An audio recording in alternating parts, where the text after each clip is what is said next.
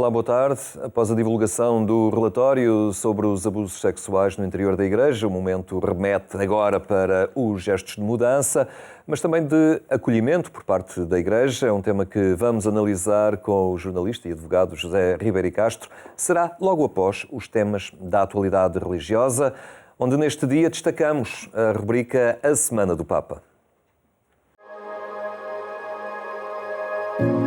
Cari fratelli e sorelle, buongiorno.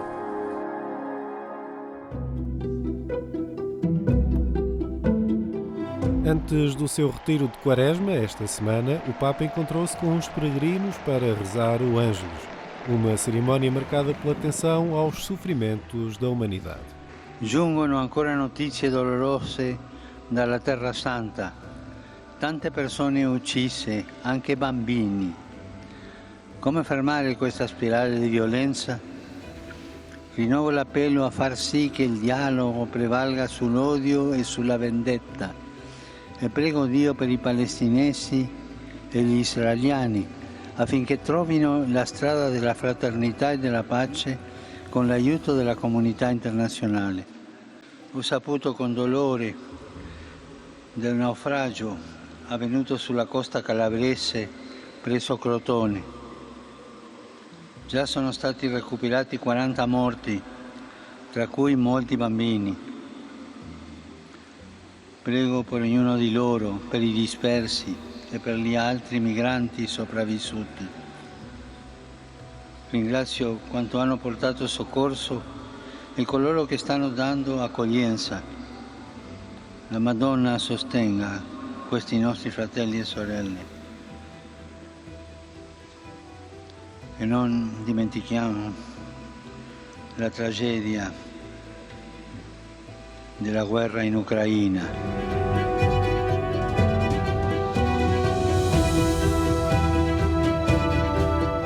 Um ano de guerra na Ucrânia, um ano de mensagens do Papa. Quanto sangue deve ancora scorrere perché capiamo che la guerra non è mai una soluzione, ma solo una distruzione?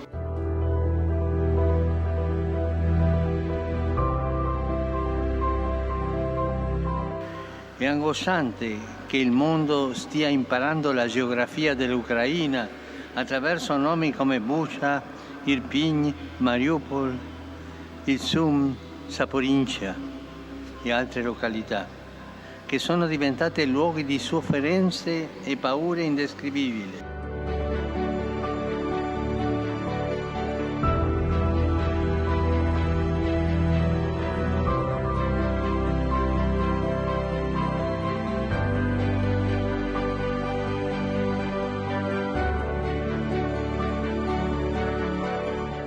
Oggi è in corso la terza guerra mondiale di un mondo globalizzato, dove i conflitti interessano direttamente solo alcune aree del pianeta, ma nella sostanza coinvolgono tutti.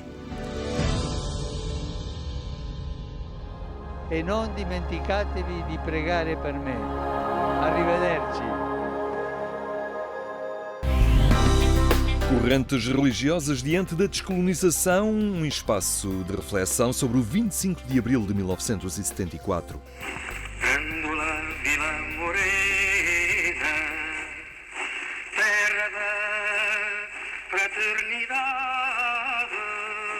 Um olhar sobre a história ajuda a pensar sobre o presente, quer também envolver as novas gerações e construir caminhos inaugurais, mesmo que a partir da celebração de uma data simbólica.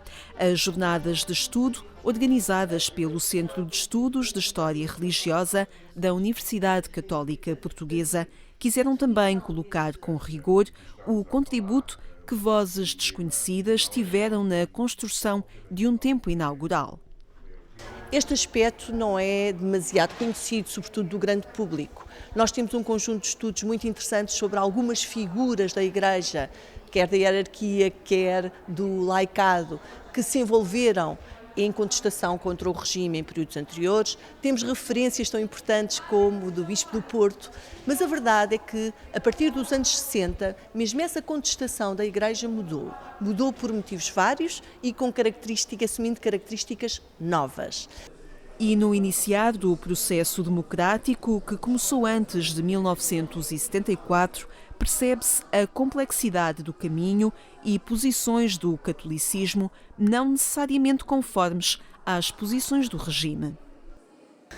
Sabendo que nesses processos que normalmente são tomados mais na sua natureza política, às vezes também no seu sentido económico, vamos avaliar e analisar sobretudo a questão dos participantes, dos atores na área da religião, que também participaram ativamente na dinamização desses processos, quer a favor de alguns deles, quer contra outros, mas que de um lado e do outro também estiveram presentes. E isso acontece tanto no campo, evidentemente, do catolicismo, que era a religião mais influente nesse período, continua a ser, naturalmente, mas também com outras correntes cristãs, no campo designadamente do protestantismo, e também noutras confissões religiosas.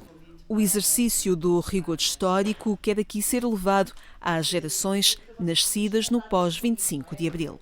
E de dar a conhecer o 25 de Abril para muitas das gerações que agora, a geração que já nasceu depois do 25 de Abril e cuja memória naturalmente é composta de patamares completamente diferentes daqueles que são testemunhos também desse período.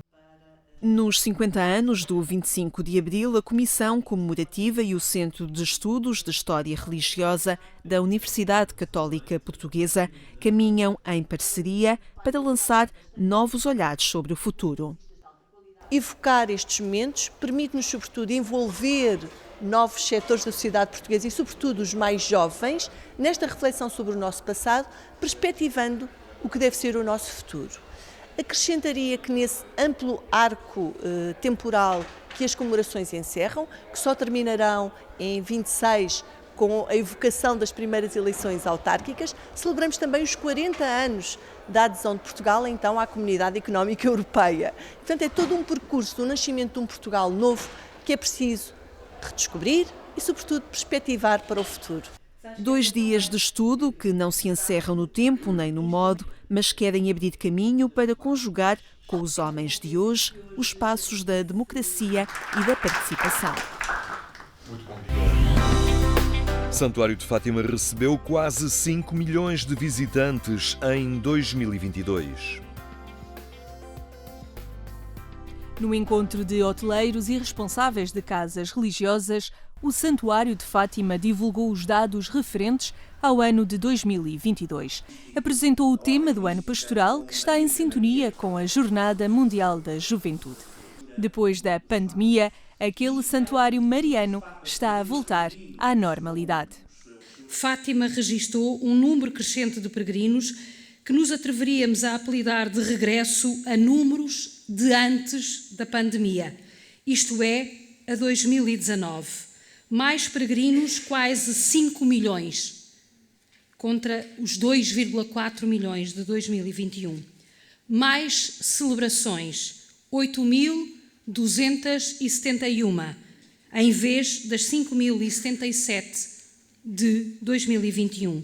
Mais peregrinações organizadas, 3.028, em vez das 1.036 do ano de 2021. Nós mais que duplicámos o número de peregrinos ao longo deste ano 2022. E isso, obviamente, tem reflexo quer nos rendimentos, quer nos gastos, porque significa também aumento de atividade. Como todos sabem, o santuário vive dos donativos e a equação tem sido simples. Quando temos peregrinos, temos donativos. Quando não temos peregrinos, os donativos diminuem, obviamente, de forma drástica. A paisagem humana de Fátima está a voltar à normalidade. Sente-se o regresso dos peregrinos e o consequente aumento dos donativos naquele santuário mariano. Ainda com números provisórios, isto é, os números que apresento 2022 são ainda números provisórios, tivemos neste ano 18,67 milhões de rendimento. portanto, 18 milhões e meio de rendimentos. E tivemos gastos no valor de 17,7 milhões de euros. Vieram mais peregrinos e, por isso, naturalmente, aumentaram as receitas, mas aumentaram também as necessidades dos serviços. Acolhemos mais 192,3% de peregrinações organizadas que em 2021. Mais 481,9% de peregrinos. Ainda assim, muito aquém, diria eu, dos números de 2019. Menos 32,3% de peregrinações organizadas portuguesas e menos 30,2% de peregrinações estrangeiras. Neste ano de 2023, Portugal acolhe a Jornada Mundial da Juventude, um evento que se realiza de 1 a 6 de agosto na cidade de Lisboa, mas traz ao nosso país um grande número de peregrinos. O Santuário de Fátima planificou o seu programa pastoral com os olhos postos no grande encontro juvenil e na ida do Papa à Cova da Iria. Em relação à Jornada Mundial da Juventude, obviamente não há qualquer dúvida que este elemento marcará a vida do Santuário de Fátima ao longo deste ano, como todos temos consciência, marcará a vida de Fátima, sobretudo naqueles meses de julho e de agosto. Não contando com as preparações que serão necessárias fazer. Julho e agosto, não temos dúvidas que serão 2 meses em que a Jornada Mundial da Juventude vai ter um impacto direto aqui em Fátima. Por um lado, teremos a visita do Papa a Fátima. Pela primeira vez, não teremos a visita num dia 13 de maio. O Santuário de Fátima divulgou os números relativos a 2022 e apresentou o seu programa pastoral para este ano, que está muito centrado nas Jornadas Mundiais da Juventude.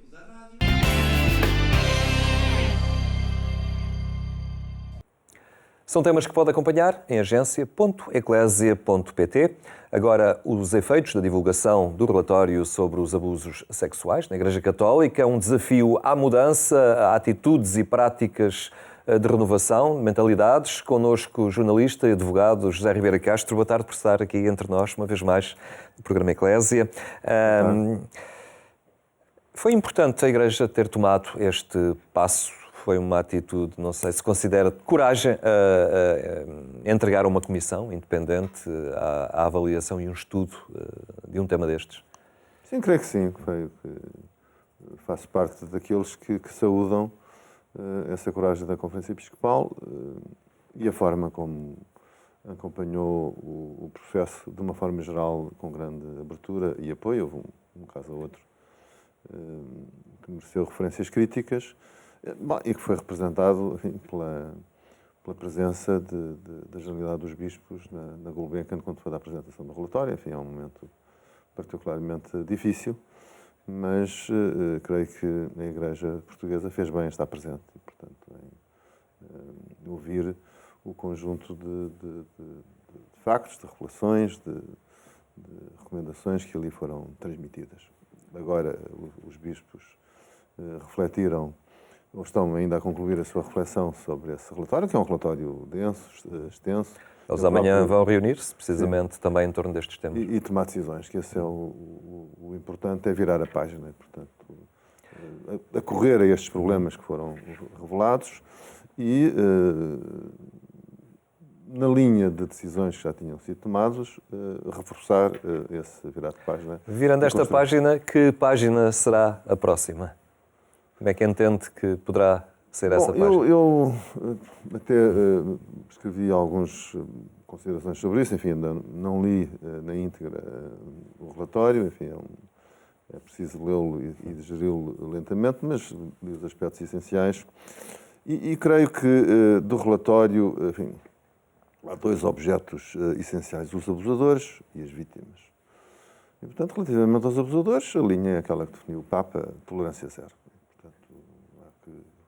Da factualidade revelada, dos factos, que agir na forma que seja adequada, quer do ponto de vista penal, compete às autoridades judiciais do Estado, quer do ponto de vista disciplinar e canónico, que se aplica nos termos da própria, das regras da Igreja, e também definir uma orientação para o futuro.